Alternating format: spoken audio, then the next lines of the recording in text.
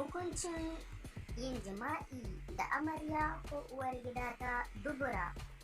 Assalamu alaikum wa rahmatullahi wa barakatu.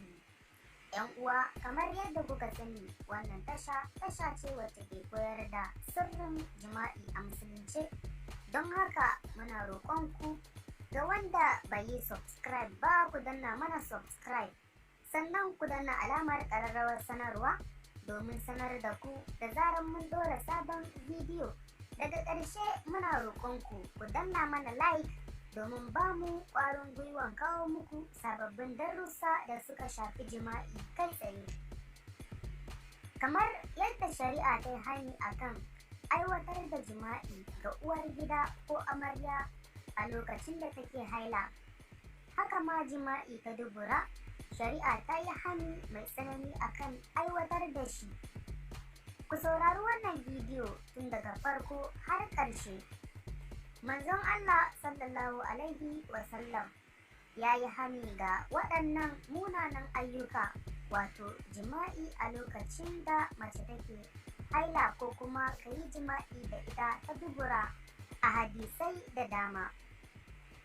Manzon Allah sallallahu alaihi wasallam ya ce, mutumin da ke jima'i da matarsa ta dubura, Allah maɗaukakin sarki ba zai dube shi da tausayi ba a ranar ƙarshe. Shehun malami Imam Ghazali radiyallahu anhu ya rubuta a cikin littafinsa cewa yin jima'i da mace ta dubura ya fi laifi mai tsanani akan yin jima'i da ita yayin da take haila.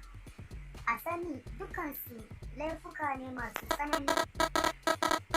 Shi kansa namiji abin na haifar masa da cututtuka waɗanda za su iya gurgunta masa rayuwa ko kuma su yi sanadiyar ajalinsa.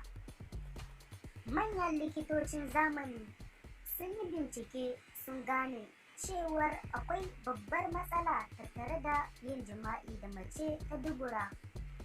Saboda haka nake kira gare ku ‘yan uwana musulmai, mu kiyaye sannan mu bi Allah subhanahu wa ta'ala da manzonsa sallallahu alaihi wasallam.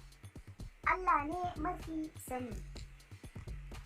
‘Yan uwa, muna roƙonku ku danna mana like domin ba mu ƙwarin gwiwan kawo muku sababbin darussa da suka shafi jima'i a kai tsaye. Sannan ku danna mana subscribe, kana ku danna alamar ƙararrawar sanarwa domin mu sanar da ku da zarar mun ɗora sabon bidiyo. Mun gode.